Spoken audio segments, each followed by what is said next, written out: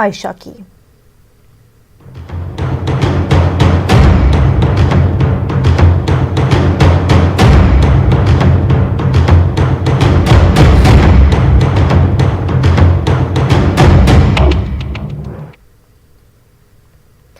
घरेलू तशद्दुद से तंग आकर और मालो दौलत की हवस के आगे बेबस होकर एक 23 साला आयशा नामी लड़की ने 25 फरवरी को अहमदाबाद में मौत को गले लगाया था।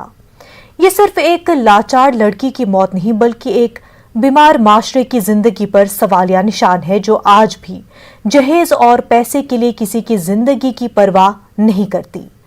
दरअसल हमारे समाज में जहेज का खात्मा और जहेज की लानत जैसे जुमले सिर्फ हमारे समाज की सच्चाइयों पर पर्दादारी का काम करते हैं। हकीकत में हमारा समाज इन जुमलों से सिर्फ अपना दिल बहलाता है। घरेलू तशद्दुद की शिकार हमारी हजारों बहनें अपना दर्द सीने में दफन कर देती है और अपने माँ बाप और ससुराल की इज्जत पर आंच नहीं आने देती। या अगर किसी ने इन लानतों के खिलाफ आवाज बुलंद करने की कोशिश की तो उसे हमारा समाज दफन कर देता है। ये कर्ब एक मर्तबा फिर उजागर हुआ है। अहमदाबाद की आयशा की खुदकुशी करने के बाद चेहरे पर हंसी और दिल में इतना दर्द कि जानकर कोई भी जज्बाती हो जाए। इस हंसती हुई खातून का खुदकुशी से पहले ये आखिरी वीडियो है। अपनी फैमिली को वीडियो भेजने के बाद उसने नदी में छलांग लगा दी। इस वीडियो में आयशा की खुदकुशी के पीछे का दुख वाज़ेह तौर पर झलक रहा है। हेलो, अस्सलाम वालेकुम। मेरा नाम है आयशा आरिफ खान और मैं जो भी कुछ करने जा रही हूँ अपनी मर्जी से करना चाहती हूँ। इस पर किसी का दौर या दबाव नहीं है। अब बस क्या कहें, ये समझ लीजिए खुदा की जिंदगी इतनी ही होती है और मुझे इतनी ही जिंदगी बहुत सुकून वाली होगी। और डियर डैड, कब तक लड़ेंगे अपनों से? गैस विड्रॉल कर दो। नहीं करना। ये आयशा लड़ाई के लिए नहीं बनी। प्यार करते हैं आरिफ से, उसे परेशान थोड़ी ना करेंगे। अगर उसे आजादी चाहिए ठीक है, वो आजाद रहे। चलो, अपनी जिंदगी तो यहीं तक है। मैं खुश हूँ कि मैं अल्लाह से मिलूंगी, उन्हें कहूंगी कि मेरे से गलती कहाँ रह गई। माँ बाप बहुत अच्छे मिले, दोस्त भी बहुत अच्छे मिले, बस शायद कहीं कमी रह गई मुझ में या शायद तकदीर में। मैं खुश हूँ, सुकून से जाना चाहती हूँ। अल्लाह से दुआ करती हूँ कि अब दोबारा इंसानों की शक्ल ना दिखाए। एक चीज जरूर सीख रही हूँ, मोहब्बत करनी है तो दो तरफा करो, एक तरफा में कुछ हासिल नहीं। चलो, कुछ मोहब्बत तो निकाह के बाद भी अधूरी रहती है। ये प्यारी सी नदी, प्रे करते कि ये मुझे अपने आप में संभाल ले और मेरे पीठ पीछे जो भी हो प्लीज ज्यादा बखेड़ा मत करना। मैं हवाओं की तरह बस बहना चाहती हूँ और बहते रहना चाहती हूँ, इसी के लिए नहीं रुकना। मैं खुश हूँ आज के दिन कि मुझे जो सवाल के जवाब चाहिए थे वो मिल गए और मुझे जिसको जो बताना था सच्चाई वो बता चुकी। बस काफी, थैंक यू। और मुझे दुआओं में याद करना, क्या पता जन्नत मिले या नहीं मिले। चलो, अलविदा। हेलो, अस्सलाम वालेकुम। आयशा ने खुदकुशी करने से पहले अपने वालिदैन को फोन किया था। आप भी सुनिए वालिदैन से आयशा की आखिरी जज्बाती बातचीत। हाँ बेटा, कहाँ है? बस आ रही हूँ मैं। आजा, निकल जा। कहाँ पर रहेगी तू? रिवर फ्रंट पे हूँ, आ रही हूँ मैं। आज मैं मोन्टू को भेजता हूँ। हेलो, सुनो। हाँ, मेरी बात सुन बेटा। अरे कुछ नहीं सुनना पप्पा। देख, गलत बात मत कर। ले अम्मी से बात कर। मुझे कुछ नहीं सुनना, मेरे को बस पानी में कूदने तक तो सवाल। नहीं बेटा, ऐसा काम मत करना। बहुत हो गया। ऐसा कार करने से तो लोग बोलेंगे कि ये खराब थी। इसे जो चाहे बोलना। नहीं बेटा, ऐसा कुछ काम नहीं करना। बस हुआ ना मॉम, बस हुआ। मैं जा रहा हूँ। ऐसा कुछ नहीं है मेरे को। बस हुआ मॉम। हाँ, तो ऐसा काम अपना करना ही नहीं ना, कुछ भी नहीं। नहीं मॉम, तेरे ने मुझ पानी में कूदना है। नहीं बेटा, नहीं जीना मॉम, बोस पाक बाबा की कसम, तेरे को ऐसा काम मत करे कुछ भी। मेरे नहीं जीना मॉम, मैं बहुत थक गई हूँ। हाँ तो कुछ भी नहीं, अल्लाह मालिक है, माफ करेगा। चाहता हूँ जालोर बोलना, चल मेरी बात सुनो, किसी से बात नहीं करनी, उसको नहीं लाना मेरी जिंदगी में। आजादी चाहिए तो आजादी चाहिए ना, आजादी चाहिए ना। बोलते तुम मरने जा रही, वीडियो बना के भेज देना ताकि मेरे को पुलिस में ले। मैंने ठीक है, मैंने वीडियो दे दी उसको। हाँ ठीक है, मैं मरने जा रही, तुम्हारे में कोई नहीं आएगा। ऐसा करना है मत कुछ भी।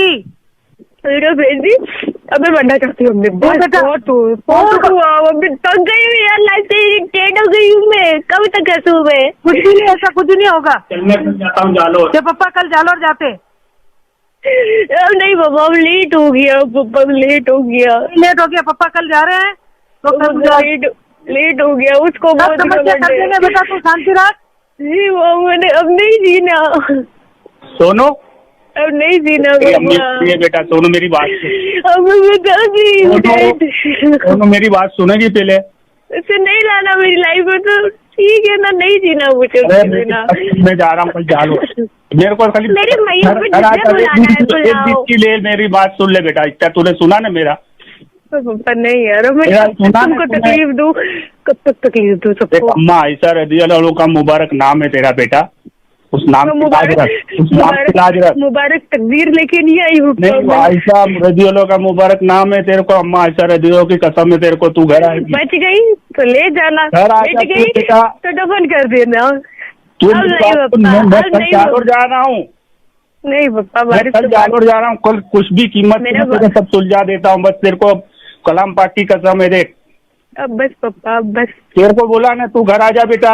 अब तो मैं आरिफ से जो बात करनी कर लूँ, मैंने कर ली। मेरी बात- जो मेरी बात नहीं चीज मानेगी मिल तू। गए, नहीं मेरी बात पापा, नहीं मानेगी। अब मौत करीब, अब नहीं जीना पापा। बहुत हुआ ना यार, कब तक परेशान होंगी मैं खुद के लिए, सबको परेशान करती रहूंगी। मेरी बात सुन, तो उससे क्या हल होगा बेटा? वो लोग मिल जाएंगे। कोई झेल नहीं जाएगा बेटे, वीडियो बना के दे दी, कोई किसी की अरे जिम्मेदारी तू नहीं मेरी है। बात सुन बेटा, देखो तेरी अम्मी रो रही है, घर आ जा बेटा। अब मैं थक गई हूँ, मैं मैं मोन्टू थक को गई हूँ। भेजता हूँ, मेरी बात सुन, मैं मोन्टू को भेज रहा हूँ। कहाँ पर है तू, कौन सी जगह पर है? बता नहीं, हैं? रेंट पे हूँ। तू मेरी बात नहीं सुनेगी बेटा। पापा मैं थक गई हूँ, कोई सोल्यूशन नहीं है मेरी अरे जिंदगी सोल्यूशन है बेटा, सब सोल्यूशन है, सब सोल्यूशन है बेटा, मेरी बात सुन तू।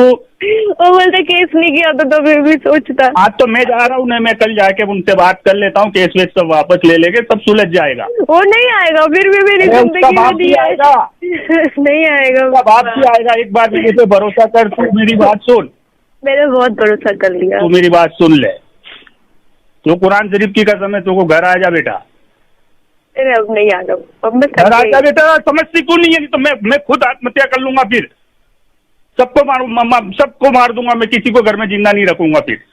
हाँ मैं आ रही हूँ, फिर आ रही हूँ। समझती नहीं कोई बात को, तेरे को कह रहा हूँ तो समझती नहीं है। चल घर आ जा, चल। नहीं तो कहाँ, कौन सी जगह मैं मोन्टू को भेजता हूँ, गाड़ी लेके लेने आता है तेरे को। बोल कौन सी जगह खड़ी है तू? मैं रिवर फ्रंट पे बैठी हूँ। कौन सी जगह? अपन एलिस ब्रिज के पास हाँ हैं? हेलो, हाँ पप्पा, हाँ तो तू वहां से बाहर निकल के प्राइवेट रिक्शा करके हमें भाड़ा देता हूँ। मैं आ रही हूँ, हाँ आ जा, बाहर निकल, कलाम पाक की कसम है तेरे को। आ रही हूँ। हाँ आ जा, और मैं जा रहा हूँ कल जालोर जाता हूँ मैं। आ जा तू, घर आ। नाज़रीन, आपने वालिदैन के साथ आयशा की आखिरी बातचीत सुनी। अब आप अंदाज़ा लगाइए कि आखिरी बातचीत में वालिदैन ने अपनी लाडली बेटी को खुदकुशी से बाज रखने के लिए कस्में दी। उम्महातुल मोमिनीन हज़रत आयशा सिद्दीक़ा रज़ियल्लाहु अन्हा के नाम का वास्ता भी दिया, लेकिन आयशा इस कर्ब में मुब्तला थी और ज़िंदगी से इतनी दिलबर्दाश्ता हो गई थी कि उसने उनकी भी नहीं मानी। आयशा के वालिदैन ने आज प्रेस कॉन्फ्रेंस की और अपने दुख का बयान किया। आयशा के वालिद ने दुख भरे लहजे में कहा कि उनकी लाडली ने घरेलू तशद्दुद से तंग आकर खुदकुशी कर ली है। उन्होंने फास्ट ट्रैक कोर्ट में केस चलाने की मांग की। उनका मुतालबा है कि जो भी उनकी बेटी की खुदकुशी के लिए जिम्मेदार है, उनके खिलाफ सख्त तरीन कार्रवाई हो। ने जब मुझे बात करी तो मुझे डाउट हो गया था कि ये सुसाइड कर लेगी, तो मैंने उसके फादर को फ़ोन लगाया था मैंने 4-5 बार फ़ोन किए लेकिन उन्होंने फ़ोन नहीं उठाया। मेरा मकसद ये था कि ये फ़ोन उठावे और मैं बोलूं कि तुम्हारे लड़के ने ऐसा तो क्या बोला कि मेरी लड़की आत्महत्या करने जा रही है। अगर वो फ़ोन उठा लेते तो वो उसके लड़कों को कहते तो वो अगर मोहब्बत से बात करता तो वो घटना नहीं घटती, लेकिन उन्होंने फ़ोन नहीं उठाया। 5 बार मैंने फ़ोन किया लेकिन नहीं उठाया।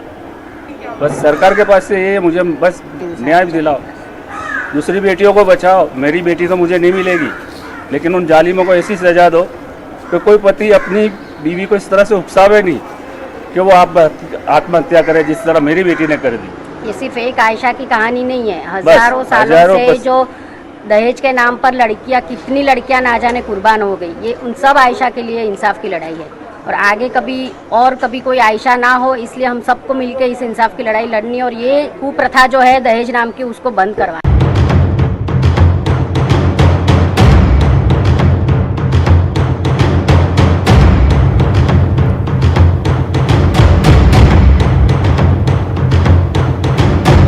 ब्रेक के बाद आपका खैर मकदम है। मध्य प्रदेश हुकूमत के जरिए मजहबी आजादी का बिल असेंबली में पेश कर दिया गया है। वजीर दाखिला डॉक्टर निरोत्तम मिश्रा के जरिए मजहबी आजादी बिल को असेंबली में पेश किया गया। 3 मार्च को असेंबली में मजहबी आजादी बिल पर बहस होगी। वाज़ेह है कि मध्य प्रदेश हुकूमत के जरिए मजहबी आजादी कानून का निफाज ऑर्डिनेंस के जरिए कर चुकी है। वहीं समाजी तंजीमों ने हुकूमत के मौक़िफ़ पर अपने सख्त रद्द-ए-अमल का इजहार भी किया है। इस तरह का ये कानून लाना चाह रहे हैं। कानून तो पूरी दुनिया में बनते हैं। जिस तरह का ये लोग कानून लाना चाहते हैं दुनिया के किसी मुल्क में भी और हिंदुस्तान में भी ये 1-2 जो ज़िद्दी हुकूमतें हैं भारतीय जनता पार्टी की, ये उस पर मंथन कर रही हैं और ज़ोर ज़बरदस्ती लाना चाहती हैं। वरना मुल्क में कोई हुकूमत भी जो है किसी की भी हो वो इस पर मुत्तफिक नहीं है कि इस तरह का कानून लाया जाए। ये कानून बिल्कुल कॉन्स्टिट्यूशन के ख़िलाफ़ है। हर शख्स को अपनी अपनी मजहबी आज़ादी हासिल है, तबलीग करने की आज़ादी हासिल है, मज़हब पर चलने की आज़ादी हासिल है और इसी तरह से हर शख्स को शादी करने की आज़ादी हासिल है। ये कानून ये लाना चाहते कलेक्टर से परमिशन ली जाए। अरे भाई परमिशन वो क्यों देगा और उस परमिशन में बरसों लगा देगा, तो ये गलत है, गैर कानूनी है, हम इसके ख़िलाफ़ हैं, पूरी दुनिया इसके ख़िलाफ़ है। ये तो रोक लगाने वाली बात है मजहबी आज़ादी के ऊपर। नाम रख रहे हैं मजहबी आज़ादी, तो आज़ादी का मतलब तो ये होता है उस कानून में ये प्रोविज़न होना चाहिए कि हर शख्स को अपनी अपनी मजहब पर चलने की आज़ादी है।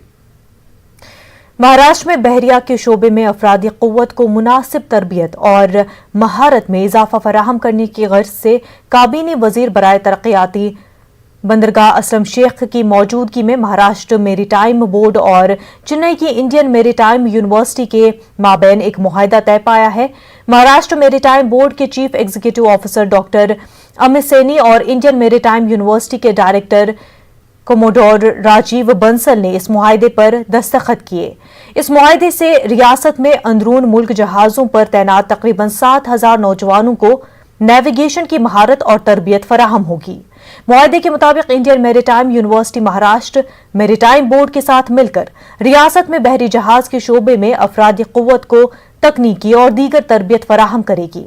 इसके अलावा यूनिवर्सिटी रियासत के साहली इलाकों में समंदरी सरगर्मियों को फरोग देने और सहूलियात फराहम करने के लिए दरकार तहकीकी निसाब और तरबियत की मनसूबाबंदी में भी ताउन करेगी।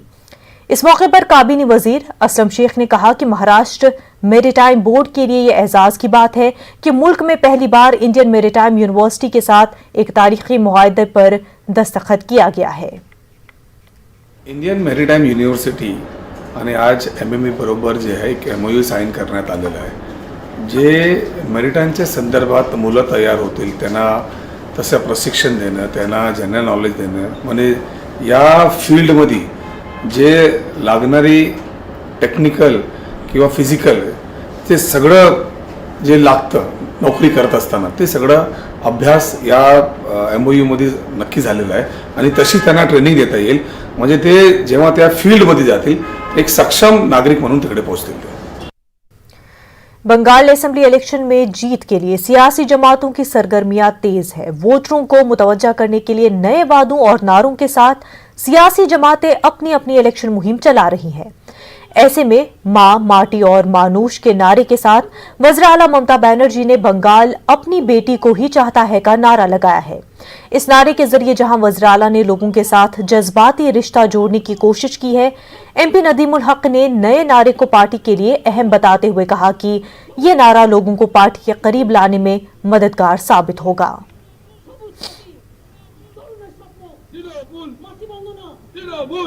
बरकतुल्लाह यूनिवर्सिटी शोबे अरबी और कौमी काउंसिल बराए फ़रोग़ उर्दू ज़बान के इश्तराक से भोपाल में कौमी सेमिनार का इनेकाद किया गया। आज़ादी के बाद भोपाल में उर्दू और अरबी अदब का फ़रोग़ के उन्वान से मुनक़िदा सेमिनार में मुल्क के मुमताज़ अदीबों ने शिरकत की और भोपाल में उर्दू और अरबी अदब के फ़रोग़ पर तफसील से रोशनी डाली। पेश ए खास रिपोर्ट।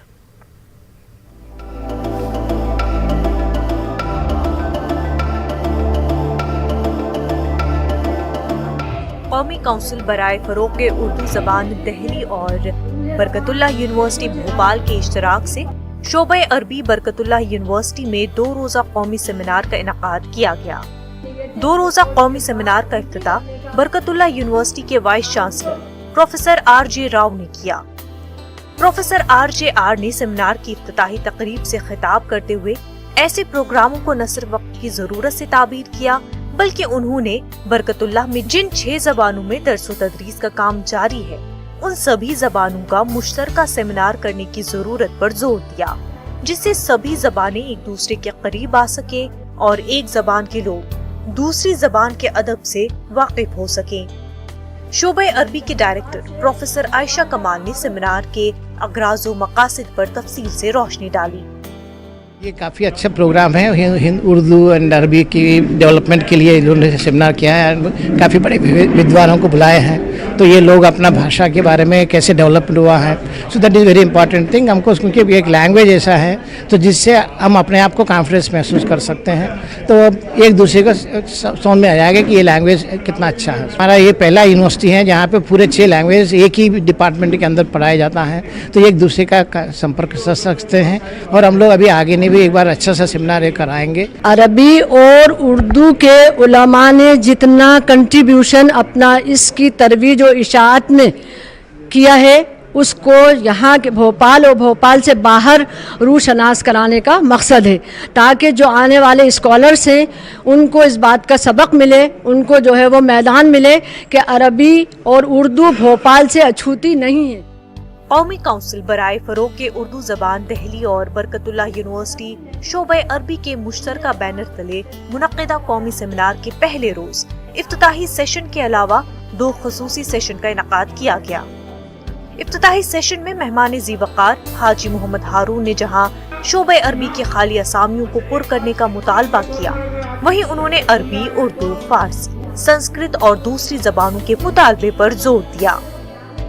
मकाला निगारों ने अपने मकाले में भोपाल की तारीख के हवाले से यहाँ पर किए गए उर्दू ज़बान के अहम कामों पर तफसील से रोशनी डाली। संस्कृत की किताबें अरबी डिपार्टमेंट में भी पढ़ाई जाए, ये भी मेरा अनुरोध है। वैद और विशारद के भी तर्जुमे करवाकर अरबी डिपार्टमेंट में पढ़ाया जाए, तो एक बहुत अच्छा माहौल भी बनेगा, रिश्ते भी बनेंगे। और ये जो यहाँ मजमा नजर आ रहा है, इसमें अक्सरियत मुसलमानों की है, तो दूसरे भाई बहन भी हमसे बड़ी तादाद में शरीक हों। आज़ादी के बाद उर्दू की तरक्की में ज़्यादा इजाफा हुआ। कई भोपाल से कई रिसाले अखबारात जारी हुए और काफ़ी तादाद में जारी हुए, 2-4 में नहीं। और वो उनकी उम्र भी काफ़ी तवील रही। उनमें नदीम आज तक जिंदा है। उसके अलावा किताबें लिखने में नसरी किताबें भी बहुत लिखी गई। प्रोग्राम इस लिहाज से बहुत अहम है कि इसमें आज़ादी के बाद उर्दू अरबी के फ़रोग़ में क्या किरदार अदा किया है यहाँ के लोगों ने, भोपाल के लोगों ने, उसके हवाले से बात होगी। तो इस लिहाज से इस प्रोग्राम की अहमियत ये है कि हम नए मुताले पे आ रहे हैं, नई चीज़ें सामने आएंगी जो अभी शायद नहीं हुई हैं। सेमिनार पर दानश्वरों ने भोपाल में आज़ादी के बाद उर्दू और अरबी ज़बान में लिखे जहां अदबी शहपारों पर तफसील से रोशनी डाली, वहीं मौजूदा वक्त में ज़बान के सिमटे दायरे पर भी तवज्जो मबजूल कराने की कोशिश की और उर्दू अरबी के इदारों से नई नस्ल में ज़बान और अदब की तरसील के लिए काम करने पर जोर दिया। न्यूज़ 18 उर्दू के लिए भोपाल से महताब आलम की रिपोर्ट।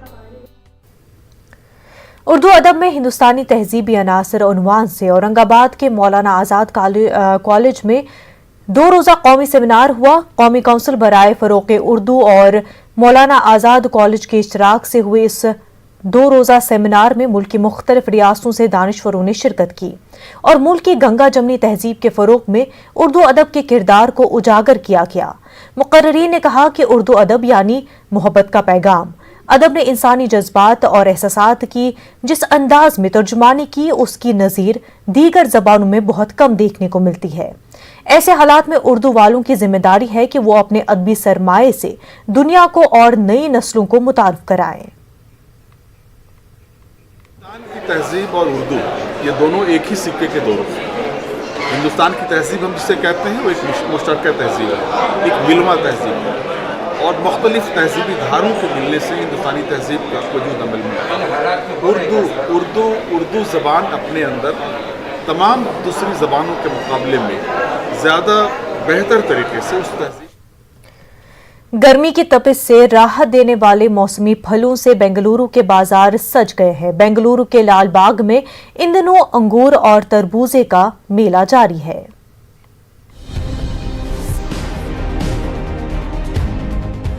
बेंगलुरु के लाल बाग में तरह तरह के अंगूर और तरबूजे अवाम को रागिब कर रहे हैं। हर साल की तरह इस बार भी यहाँ अंगूर और तरबूजे का मेला लगा हुआ है।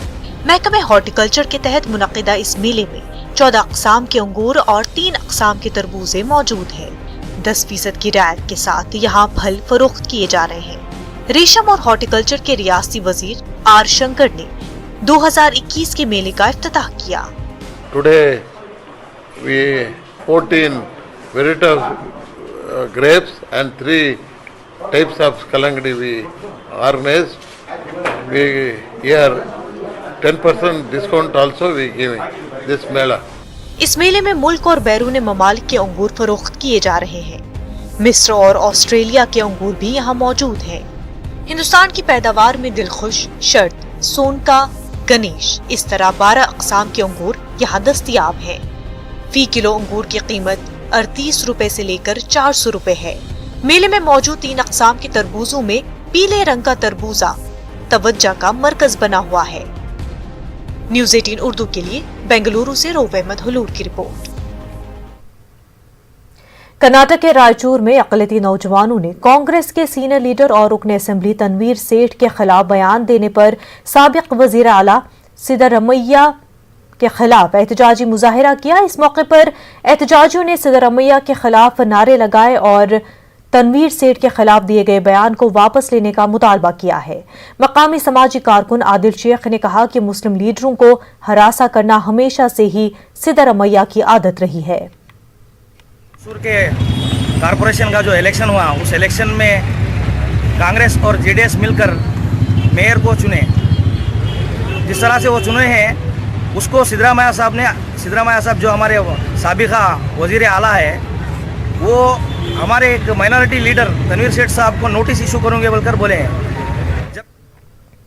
मालेगांव म्युनिसिपल कॉरपोरेशन की स्टैंडिंग कमेटी की मीटिंग में अपोजिशन जनता दल सेक्युलर और एमआईएम के मकामी यूनिट के कॉरपोरेटरों ने जमकर हंगामा आराई की और बरसरे इक़्तिदार कांग्रेस शिवसेना पर इल्जाम लगाया कि मालेगांव कॉरपोरेशन ने बगैर मापतोल और सर्वे के 4 लाख क्यूबिक मीटर कचरा रिसाइकिल करने के लिए दे दिया।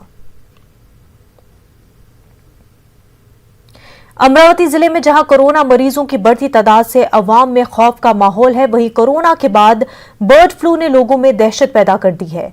जिले के भानखेड़ा इलाके में वाक़े कुछ पोल्ट्री फार्म की मुर्गियों के मरने के बाद मरी हुई मुर्गियों को जांच के लिए भोपाल भेजा गया था, जिसकी रिपोर्ट के मुताबिक यहां की मुर्गियां बर्ड फ्लू में मुब्तला पाई गई, जिसके बाद इंतजामिया की जानिब से 33,000 से ज्यादा मुर्गियों को दफन कर दिया गया है।